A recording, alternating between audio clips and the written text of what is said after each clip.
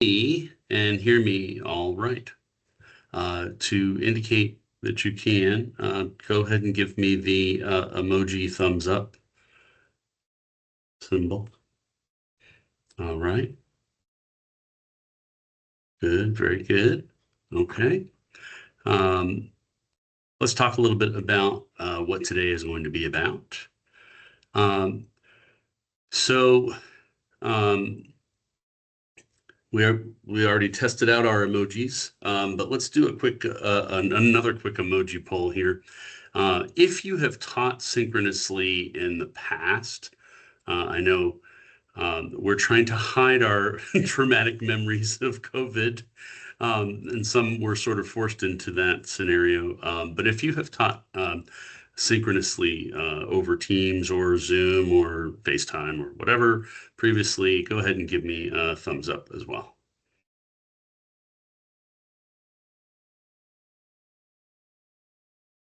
All right. Excellent, excellent. So we've got some experienced folks. That's good. Um, the way that this workshop is mostly going to go is I find that I just have a lot to share. So I'm going to go through this pretty quickly. I always find myself a little pinched for time at the end. We had, let's see, we had about 8 RSVPs. So if the group continues to stay pretty small, I think we'll probably be okay for you to just unmute your mic and ask a question if you need to. But otherwise, we can just put. I'm trying to keep an eye on the chat here, and we'll address chat questions periodically as we go. And there'll also be a Q&A at the end as well. So if we don't get to everybody's questions, we'll try to have enough time at the end to do that piece. So does that sound like a good plan? All right, great. Okay, so as for our agenda, we're going to focus, um, you know, a little bit on lightly on pedagogy at the beginning, but mostly we're going to just talk a little bit from a. I'm an e-learning technologist. Let me introduce myself first. Hello, I'm Jamie Purnell, and I'm an e-learning technologist here with Wake Tech, which means we answer your help desk calls, often regarding Teams, Blackboard, and various associated apps. So one of the things that um, it's been my privilege to do is to learn a lot about some of the pain points that people have. So that's one of the impetuses behind creating this training. Um, and now it seems to be the case that many folks are adding asynchronous courses. They're adding synchronous sessions to their asynchronous courses at a rather rapid rate now. And so I'm glad to support in any way that I can that process.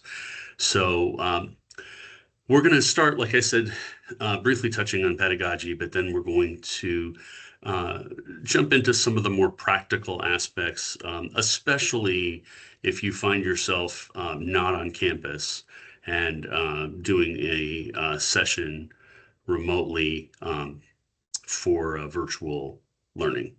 So, and then we can talk a little bit about some of this is about sort of addressing student needs, and some of it's more purely technical. But we'll see if we can cover. This is a big topic, so we'll have to see how much we can cover. All right. I also wanted to mention that I recently completed a run of TLS 105, which is kind of a companion to this training. Instead of being a webinar, excuse me, instead of being a webinar, it's more of a 7-day asynchronous course. So that if you want to dive into this a little more deeply, that's something that you could sign up for. We'll be running it again in the spring, I'm pretty sure. Okay. Also, if you have a deeper interest in the pedagogy side, we also have a team of instructional designers that are part of the LSID team. And of course, feel free to set time with any of the e-learning technologists for a deeper dive. on all things, Teams or UJA or anything like that that's surrounding sort of video and how it relates to your course.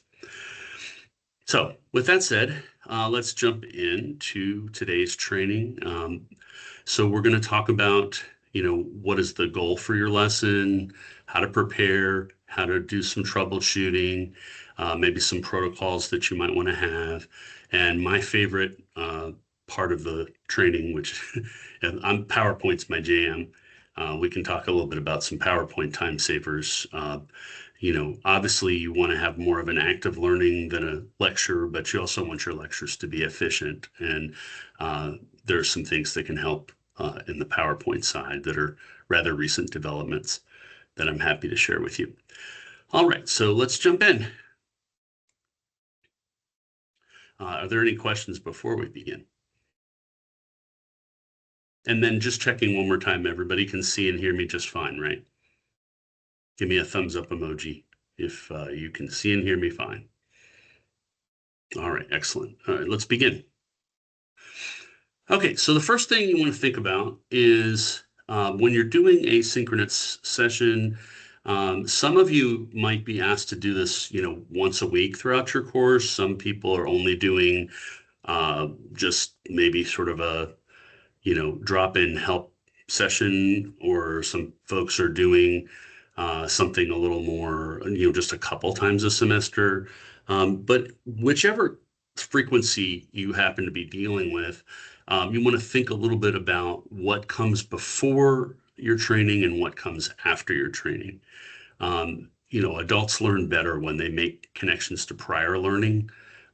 Something that I was able to develop is in a training that I did. I used to teach the Microsoft apps for students who were endeavoring to train to become admin assistants. And one of the things that we would do is have them watch a video, and then we would do an activity based on the video. And the activity would be the virtual session, and the video would be viewed, but on their own. So that's an example of something that could dovetail, thematically and pedagogically, for that matter, to reinforce the learning with a project-based activity. Okay. So when you think about the goal for your synchronous session, are you looking for this to be active learning or passive learning? It's also, a synchronous session is a great opportunity to practice a skill, or to work on it with your peers, and to also get that sense of social presence. But another thing that you can do in a synchronous session, which is a lot harder asynchronously, is to, get a real sense of whether the students are, quote unquote, getting it. That's why I like to, at this time, I'm not requiring you to all have your cameras on, but I'm looking at the grid view on Teams right now and see all my participants here, because if all their cameras were on, for example, I would be able to see expressions, and it would be as close to a traditional on the ground training experience as I could create. It's also, it's better to avoid that sort of rote instruction. So there's always going to be a portion of any session that's going to have to involve, giving some instructions or introducing the topic or whatever. And of course, it can't be avoided that be delivered in a very kind of passive way. But the goal here is to have something where the students get a little more hands-on. So let's see, question. When you require students to keep their cameras on, as far as the sort of legality of that, or whether there's a college policy, I'm actually a little fuzzy on that notion. I don't I don't think there's any barriers that I know of, but don't quote me on that 100%. You might want to check with your supervisor to be 100% sure about it. Um, but what I would say is there are technical concerns, and we're going to get to those a little bit when we talk a little bit more about cameras on, cameras off. We're going to talk a little bit more about student protocols in general a little bit later. Um, but there are technical concerns with doing that as well. So, like I said, we'll get into that. So another thing when planning a session, obviously you'll have a good idea going into a semester how long your sessions are going to be, whether you're talking about a session that might be, 30 minutes, 45 minutes, 90 minutes, and how you want to structure that is all of you are professional, instructional designers in your own right, and know how to put a lesson together, I'm sure. But thinking about how this works in terms of being in a virtual environment these are important considerations to think about. So you want to just be careful. Are you asking enough of your students, too much of your students? What modalities are going to be included in the lesson? Um, if you have a shorter session, let's just say 30 to 45 minutes, you want to make sure that you're sort of chunking the material so that maybe you're not doing everything in that 30 minutes that you would do in a 90-minute session, for example. Um, and then if students are being given tasks, is the could you come up with a 3 or 4 step version of something, so that we don't have to have the 10-step version? And these are considerations that you have to think about that I think become a little bit amplified in the virtual environment. So just as you're coming into thinking about this. Um, Another thing, we're going to mention this in a little more detail, but if you're doing things like breakout rooms or having students work in groups, how are you going to structure that so that it's efficient and so that the students get out of it what they need? Um, you don't want a 5-minute activity and you gave them 10 minutes to do it and some students are just twiddling their thumbs, but you also don't want something where they can't get it done in the time allowed. So think about all of that. Another consideration that you would want to get an idea, are you using any external software for them to complete a task? Sometimes I talked with a faculty member the other day who was very enamored of the whiteboard tool and will be using it going forward. Um, but when you're employing that, is this something that the students have used before? Do you need to spend some time going over how to use the whiteboard? And that kind of thing. Do you have to go over with yourself how to use the whiteboard? This is also important. Another thing to consider is, in general, have students worked with teams before?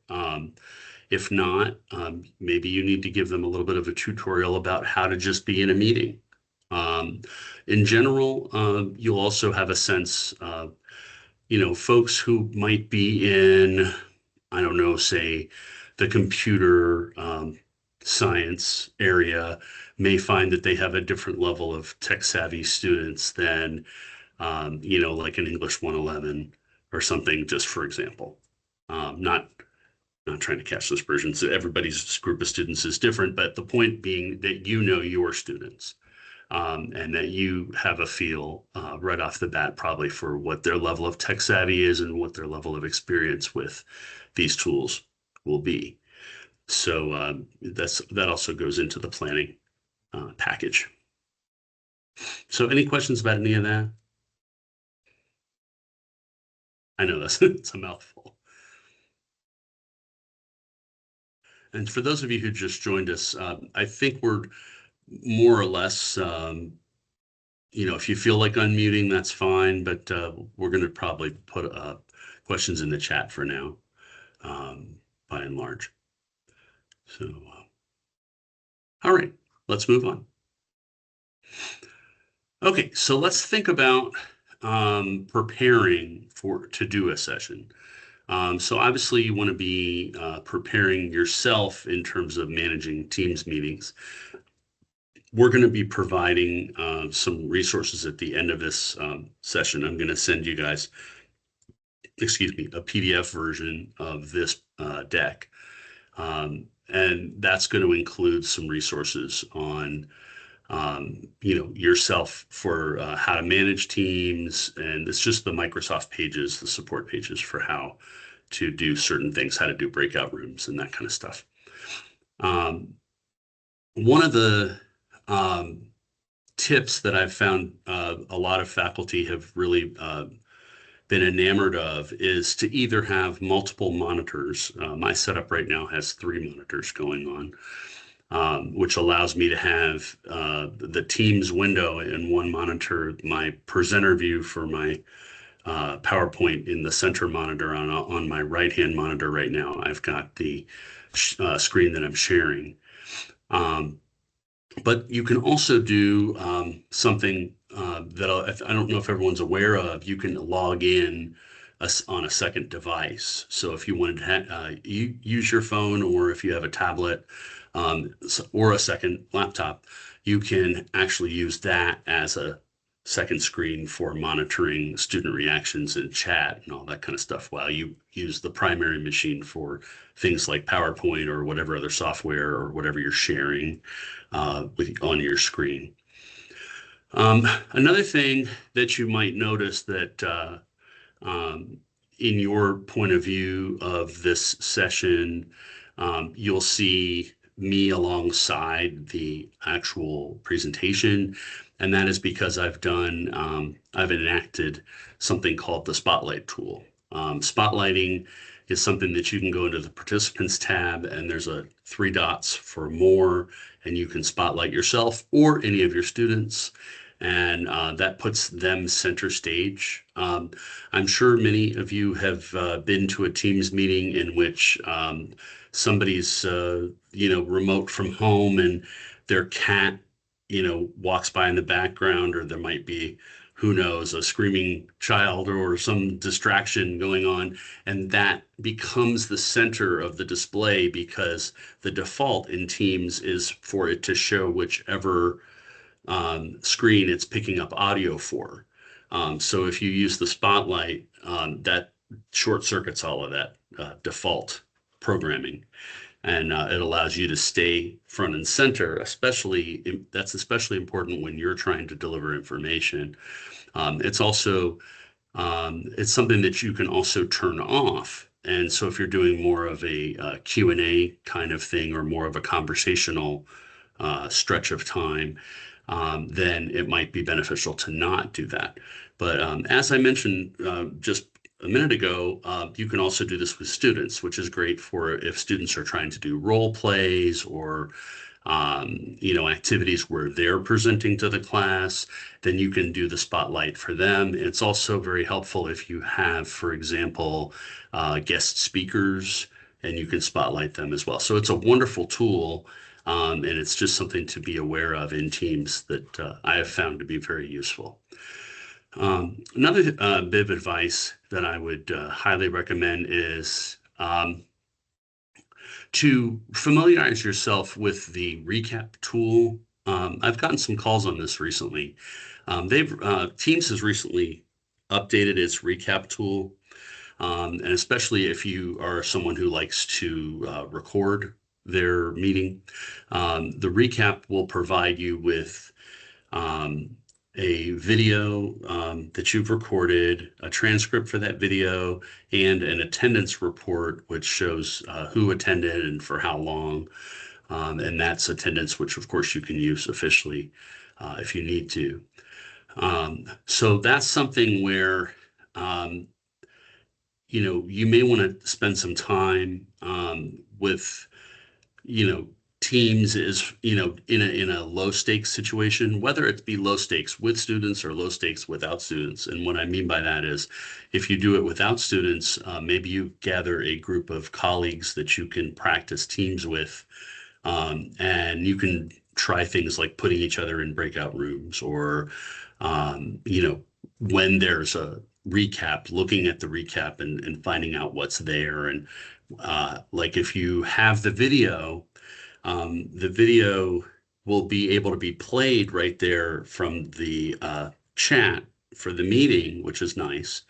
But it also, what if you want to post that on Blackboard? Well, there are some steps that you're going to have to go through to, the actual home of that video is not Teams, but what we call Stream, which is a companion to Teams. And you have to go download that file and then upload it to Blackboard.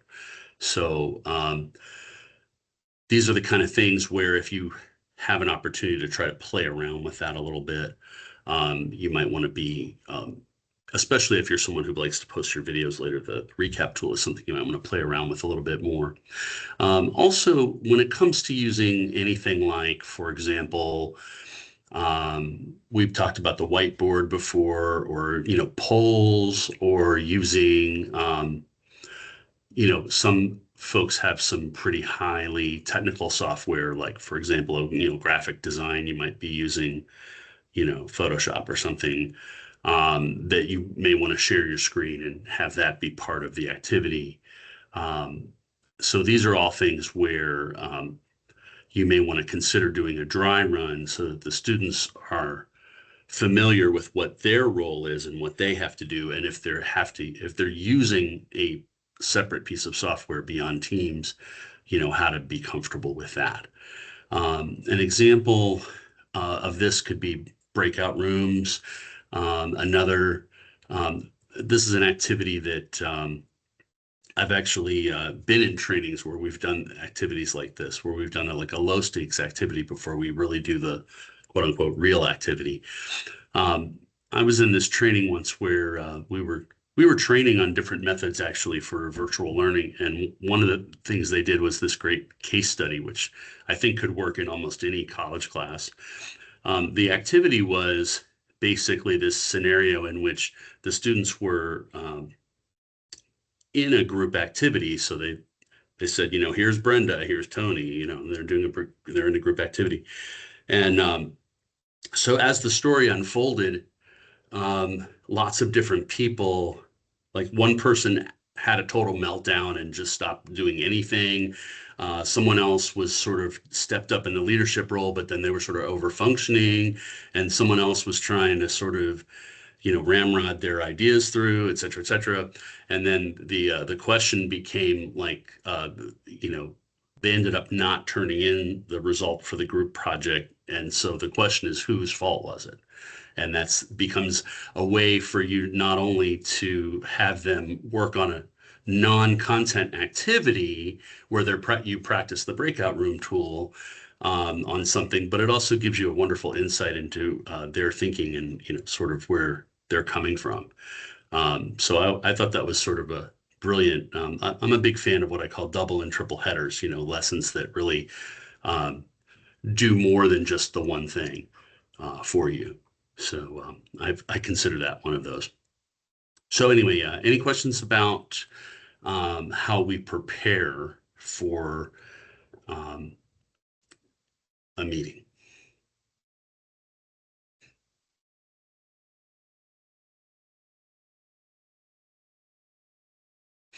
All right, moving on. Okay, now for this next little section, I want to talk about things that are mostly technical, and they are very much, around and about the concept of doing this from home. So some of these issues will not necessarily be prevalent if you're doing this from an office like I'm doing it on campus today on South Campus. But think about this as the whole scenario from the beginning is I'm doing this from my house.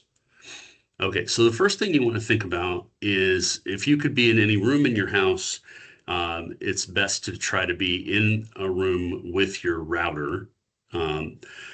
Now, internet provider issues happen and they can't always be avoided. But you can control, what you're going to do with Wi-Fi. Wi-Fi is basically a radio signal. So as you're familiar with like taking your car through the car wash and trying to listen to a radio station, if you have any interference between you and the radio signal, it's going to cause problems. So being in the same room where your router is and being in line of sight to your router is good if you're deciding that you're going to use Wi-Fi. Another option is that you can bypass the Wi-Fi altogether and plug in using an Ethernet cable, which you can buy at any Best Buy.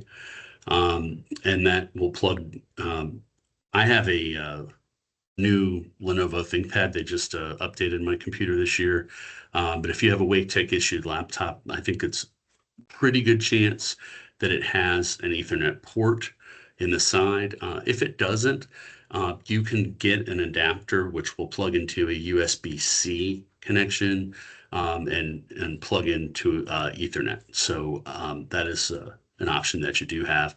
And that's a good way to sort of get around any Wi-Fi signal problems that you think you might have. So something to consider for signal integrity. Another thing to think about is network activity. And again, this is more of a Wi-Fi issue, but I just looked at my home network and we just got a new refrigerator, which was Wi-Fi enabled, which our previous refrigerator was not. So that brings my grand total of devices hooked up to my home internet to 22 devices. And I think you'll be surprised to find that you probably have more things connected in your home network than you probably are aware of when you think about it casually. But the fewer devices that can be hooked up at any given time, the better. It's also important as a consideration to think about heavy peak times. If you have a regular sort of cable internet service, they're susceptible to changes in traffic. Like Spectrum, for example, can kind of rise and fall in various times of the day. But if you have, say, AT&T fiber, Google fiber, I just found out that I think T-Mobile now has a fiber line service.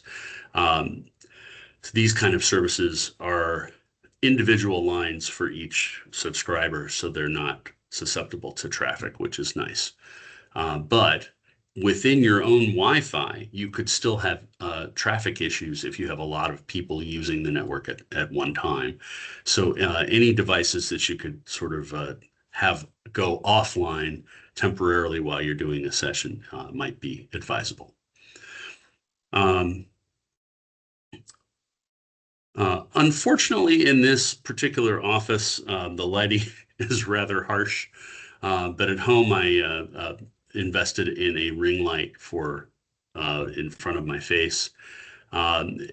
If you're going to be on camera for any particular period of the session, it might be a good idea to have lighting that lights your face appropriately. It's nice to have something that isn't too bright, and the source of the light is better if it's not behind your head, but in front of you, possibly on the other side of your monitor, if possible. One example of how to do that effectively is if it's the situation during the day. If you have a window on the other side of you, you can use the daylight as your light source, and that usually works pretty well. So something to think about. Okay, so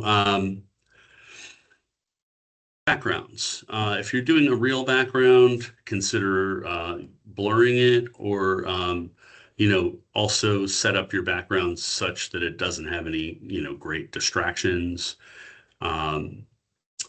Also consider using a virtual background. Instructor Hop is here, and he does a great virtual background that works with his particular theme of what he's talking about in a given class. Mike, could I put you on real quick? Can I use you as my guinea pig? Hello, are you there? All right, maybe next time. But what he does that's really cool is he'll have this virtual background um, where it'll be like a Einstein at a chalkboard or some kind of thing, and it has something to do with the topic that he's discussing. So, but all right. Okay. So anyway, but virtual backgrounds can be super helpful. Another great example of virtual background that I loved is I used to work with this classics professor at a school, and they were talking about Greek theater, and so they had their virtual background was this Greek theater ruins. So he was going to be talking about how they actually put these plays on and how it worked. And so this virtual background was super useful to the topic. So something to think about. Let's talk about webcams and microphones. Webcam and microphone that's built into the standard Wake issue laptops is pretty good these days. That's what I'm using right now. Um, but you could consider, if you didn't feel that they were sufficient, to have a USB plug-in camera. Some of those have microphones built in. You can also consider having, if for more of a podcast feel, to have like a actual vocal mic that, on an arm or on a stand on your desk or whatever, that might help you have more professional audio sound. So these are considerations that you might want to think about if you are going to be doing a lot of synchronous sessions.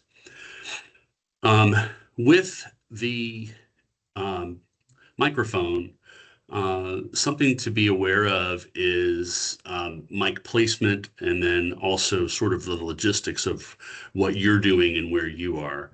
I had a professor once that was working with a MacBook, and it just so happened that the microphone location was near to where the touchpad on the machine was. And also, he had handwritten notes that he was using, and he kept putting the handwritten notes on the top of the keyboard. And so every now and then you would get this sound, and it was highly distracting to the students. So these are the kind of things to be aware of if you're using, whether you're using external devices or built-in devices, just the logistics of your situation. And, that's why when I was saying earlier, just checking in with everybody, hey, can you hear me? Can you see me? Are there any barriers to us moving forward? Those are things where you can get that feedback from students in real time. So nothing becomes a distraction for the entire session, hopefully. Um, so, whoops, let me see. I think I went a little too far. Sorry. Okay. Fashion. Okay, this is a very underrepresented topic. A lot of times, we've probably been through a lot of time in our teaching career where we haven't had to think about how we look on camera. But a long way, I learned how long a way toward a professional situation you can get when I had a job where I worked with a company that was taking traditional on the ground classes and converting them for their master's programs uh, into online courses.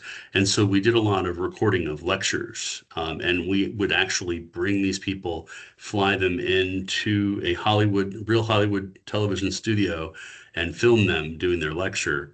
And so there were a bunch of guidelines which I learned for this process, which was really interesting. And one of them is to have like solid colors or very subtle patterns. Try to avoid like heavy stripes and plaids. Um, Black and navy could be okay colors like what I'm wearing today. I also have some stripes going on, but it's kind of subtle. So you'd have to really concentrate to think there's a stripe there. It kind of looks like a solid color. Um, but the best practice is really to have like the different jewel tones like blue, purple, pink, red, green.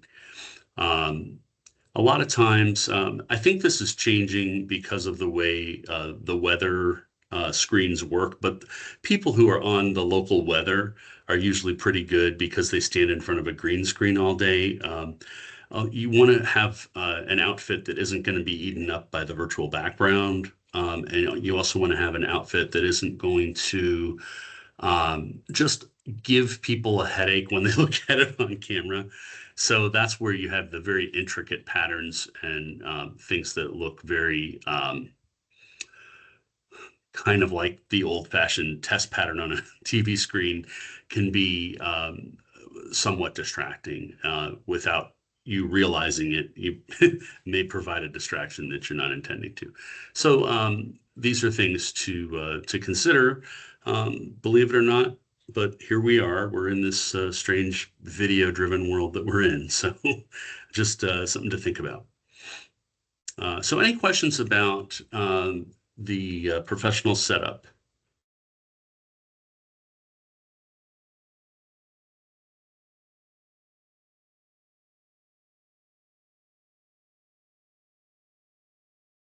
All right, moving. Okay, so we talked about spotlighting. That is a very useful practice. Um, so being seen and heard. We are also talked about doing more check-ins than you might in a traditional classroom. Addressing the camera. You'll notice this photograph is of an external webcam that I used to use. But what you notice what I did is I taped a little smiley face on there. Um, I like to tape a smiley face next to all my cameras as a way to remind me to, have my eyes forward and to be looking and addressing the camera as though I was talking to a person. So that's a lot more helpful. We can be so busy looking at, various apps or various things that are going on that it's very easy to get not focused on sort of the real thing of what's going on here. Um, okay, let's see if there's anything else. Another thing you want to be aware of is just any distractions that may occur, and try to have your space be reasonably free of distractions. Um, I feel like this is becoming less and less of a problem, but the idea of nerves still comes into play. It's a good thing to remember just to speak directly to the camera like you're just talking one-on-one with a student. Um, that's a good way to sort of check yourself to sort of say, well, nothing has to be perfect. Nothing has to be um, super polished. As a matter of fact, students find that they draw more authenticity out of something that isn't perfect, even if it's even a recorded video. Um, but at the same time, we want to be planned out and we want to have everything kind of go in a direction. But, if you have to repeat a sentence or something, it's not the end of the world. It really isn't. Perfection is not the goal. Okay. So any questions about any of that? And everyone is still seeing and hearing me okay?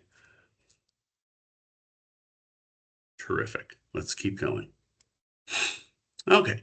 So another thing to think about when it comes to troubleshooting is, on the day before a class, it's always a good idea to make sure that you check into the health of your computer in general. If you're going to be using the version of Teams that's in a browser tab as opposed to the app on your desktop, you want to make sure that your browser, especially, and also if you're going to share your browser screen to share a website with students, um, you want to make sure that the browser that you're using is the most up-to-date version of the browser. It used to be that you had to update Teams periodically. Now it sort of updates itself in the background, which is much easier to deal with. But even having said that, you might want to just kind of assess the overall health of your computer. Uh, a couple of years ago, my wife was set to present at a conference, and I think there were going to be like 100 people at the virtual meeting. And that was the moment that Windows picked to run a Windows update. And she was able to get it done just mere minutes before the beginning of her presentation, but it really threw off her preparation. And so it was like the worst possible time for Windows to decide to update. And so that would have been prevented if it's something she had looked into the previous day, and then run that update and had it be done already. So those are the kind of things that you want to think about. Okay, so when it comes to actual in-meeting tech challenges, um, these could be things that are happening to students, or it could be happening to yourself. But we're going to focus on what if this is happening to you. The first thing to remember is to don't panic. The second thing is to maybe have a backup method of communication. Perhaps it could be a Blackboard announcement. Perhaps it could be like, if at any point in this lesson we get stuck, I want you guys to go into module 3 and do the blah, blah, blah activity or whatever. But have like a backup plan for what students could do so they don't feel like they're stuck. Another thing is, and this is especially true if it wasn't you, but it's a student that's having a tech issue. Don't spend a lot of the class meeting where you have 30 attendees trying to fix one student's tech issue for more than about a couple of minutes. And this is another good reason to record your meetings too, so that if people need to circle back, they can. Another thing is, well, let's talk about the various steps of things that you could do. So first of all, leaving and re-entering the meetings can sometimes fix what ails you. That can be especially true if you are using, again, the browser-based version of Teams. Another thing that you could do is change to a different browser. The third thing you could do is, if that's not working, is possibly reboot your machine. If the type of issue that you're having is like with skipping audio or video that's really weak, sometimes Teams will even give you a little moniker at the top that's saying poor network quality or something like that. So if you're seeing anything like that, try to maybe look at your Wi-Fi, look at your modem connections, look at possibly rebooting your router or your web modem if you have a modem that's separate. So these are things that can sort of fix your tech from home. So any questions about what to do? I'm sorry, I went through that pretty quickly, but I don't want to bring up any traumatic memories for people, but I do want to make sure that you feel confident that you know what to do in a sort of crisis situation like that. So any questions about that topic before we move on?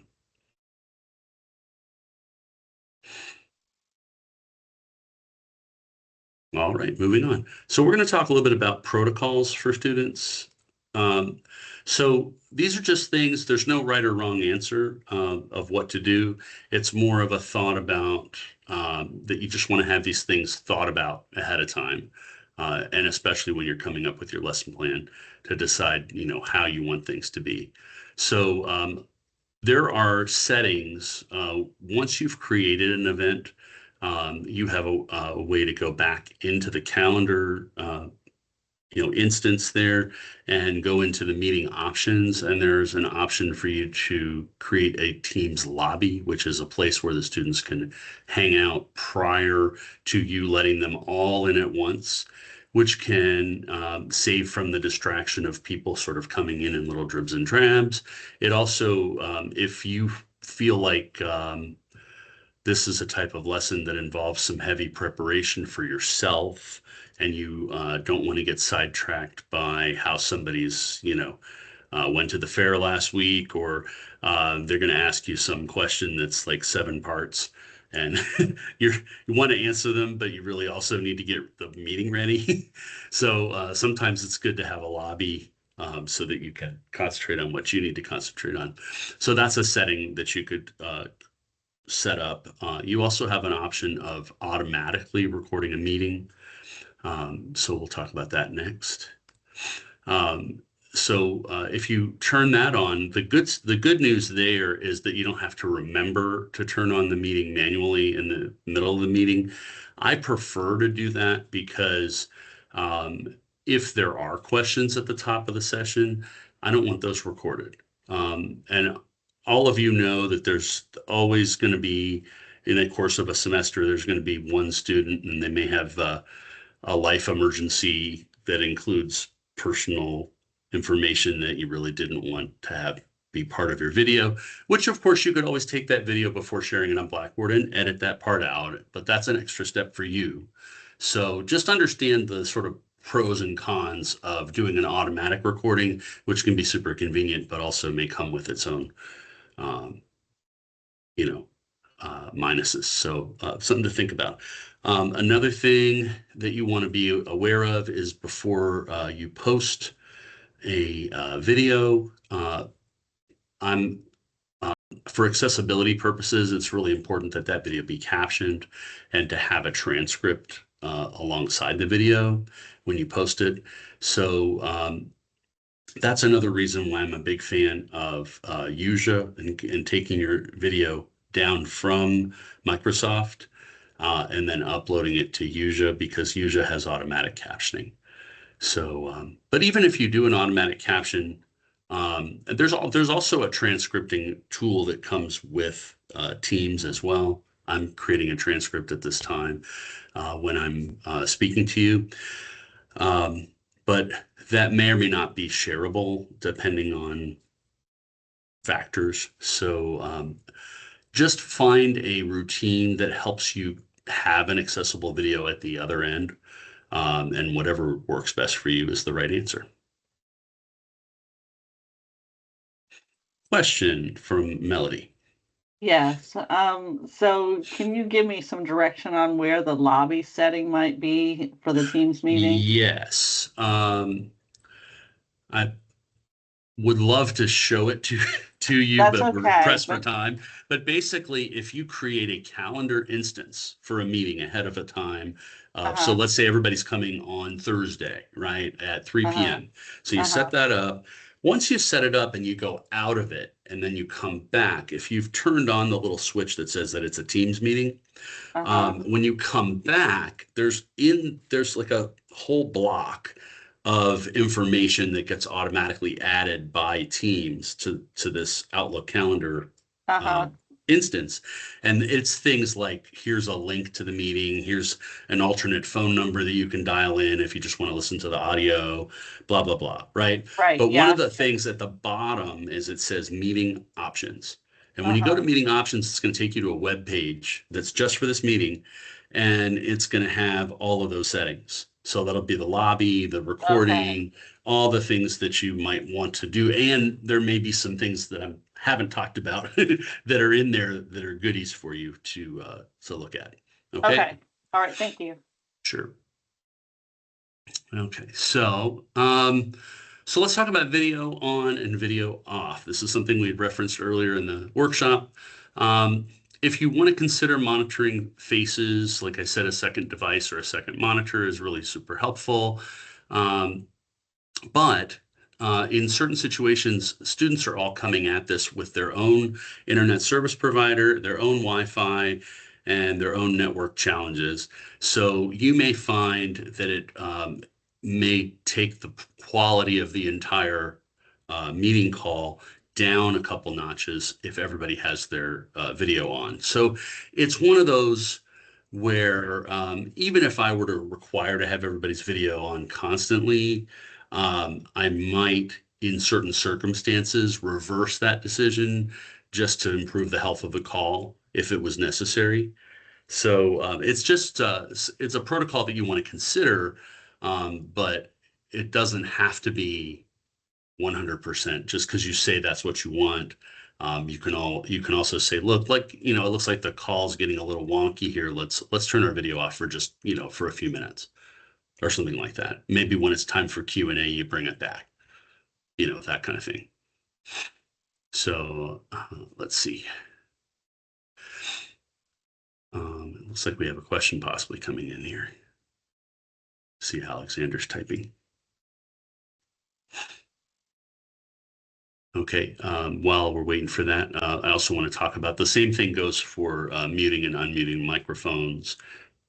And whatever the decision is that's best for you is, again, the right decision, but you want to be aware of students who are going to get really shy if they have to turn the microphone on, or, um, you know, if you feel like that's something that you want to do, just make a decision and just stick with it. That's really the only advice that I have there. Okay, so again, the procedures for student questions. I hope you felt that I was pretty clear about what I wanted for questions when they were coming in. And so as long as you set the ground rules for what that's going to be, I think that that is a good, um, it's good approach to have, make that decision ahead of time and decide how you want it to be. So various different ways that people could provide feedback or questions would be in the chat, verbally, having them raise their hands and then turn their mic on, have them interact via emojis, or some combination. So you'll see that I sort of chose the last one, some combination, but you can do whatever's comfortable for you. Having said that, we've got a uh, couple of thoughts here. Okay. Is there a way to send a student back to the lobby? I don't think you can necessarily send them back to the lobby, Kimberly, but you can send them out of the meeting. In the participants tab, there's a three dots for more, and you can have them removed from the meeting. I'll tell you a time when I actually use this quite a bit, which I may end up using it today. I always find that I'm waiting for my attendance report to show up, and it won't show up until everybody's left the meeting. So if there's somebody who got called away, but they didn't leave the meeting, but they're still there. So sometimes I find that I have had to kick a few people out just so I can get my attendance report at the end. So yeah, that can be very useful. It's going to be useful for behavioral reasons or other reasons, but sometimes it's just practical. So there you go. All right. Another thing I'd like to suggest is the idea of a chat champion. If you have a student that you know is pretty tech savvy as far as Teams, and they can monitor your chat and then read the questions to you at certain points. That way you can turn your chat window off and just focus on teaching. For some professors, that works wonders. So if you feel like the chat is just something kind of sitting over your head, then you can certainly consider that as an idea. Okay. Another thing is students editing their screen names. I've seen some students do this to quite to the besmirchment of teachers. So just be aware of any protocols and procedures that you want to have surrounding changing students' names. Or if they want to have a virtual background, maybe there should be some guidelines for what they could use as a virtual background, because if it has profanity or whatnot, then obviously you don't want that. So again, and this dovetails right into what we're talking about behavior expectations. So that's just another thing. You don't want to spend too much time on it, but yeah. And for those of you who have to leave at the top of the hour or a little before is fine. I will be making a recording of this. So, okay. So another thing to think about are brain breaks. Those are something you intersperse throughout the session that allows students to sort of look away from the screen because research shows that people blink less during virtual meetings and they get eye fatigue a lot faster. So doing that every 10 to 20 minutes and building that in can be something that's really cool. Also, if you're going to have breaks and have students go and come back, one really cool plan that I saw was for people to just turn on some music and have a little dance party around the break, just to make it fun. Also, it gets people up and out of their chairs, which is something that never happens in a virtual environment. So something to think about there. Okay, when it comes to breakout rooms, make sure that you have defined roles and you have very specific instructions and have a realistic time frame. And if the students are using outside apps, we already talked about the idea of having a dry run. So those are things to be aware of. And the last thing I'm going to go over right before we have maybe some questions at the end, and I'm more than happy to stick around for 5 or 10 minutes after we stop the recording to just do some Q&A at the end. But let me just talk a little bit about PowerPoint. So I'm a big fan of the 7x7 rule. If you're not aware of it, it means don't have more than 7 bullets on a slide and don't have more than 7 words per bullet. I want to make you aware of in the different views that you have in PowerPoint. There's an option for something called outline view, and you can take a fully formatted outline and copy and paste it into outline view, and it'll make slides for you. I'm also a big fan of duplicate slide. You can right click on a particular slide over in the pane on the left-hand side of Teams, and you can make a duplicate of a previous slide, which saves you from having to create a brand new slide with the same formatting. You can also use grid lines as a way to line things up in a uniform way. The Design Ideas tool, which I think a lot of you have probably seen. PowerPoint sort of just wants you to have to do it more and more. But it is actually very useful in creating very professional looking PowerPoints very quickly. And the last thing I want to share is Cameo. But in order to share Cameo, I have to turn my camera off, and I'm going to stop sharing and reshare, or stop my PowerPoint and redo my PowerPoint. So hold on a second here. Cameo is really cool. Okay.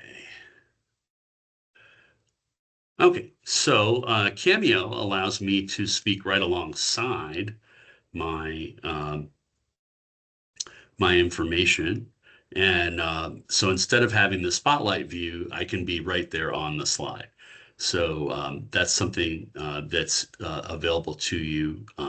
If you look in I believe it's at the slideshow tab, you can find ways to add that, or it may be in the insert tab. I have to remember. Anyway, but it's there for you, and it's an option that you can put that little window on every slide. And so if you prefer to present in that fashion, that's a way where you can sort of keep yourself on screen without having to use the spotlight. So having said that, are there any questions about any of that information? Let's see, we'll turn my camera off of the Cameo. All right.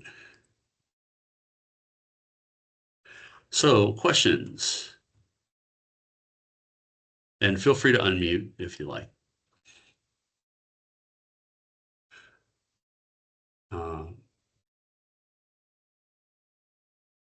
I'll tell you what, before we really get into the questions, let me do this and just say we're going to wrap it up for now on the recording, and I'm going to press stop on the recording.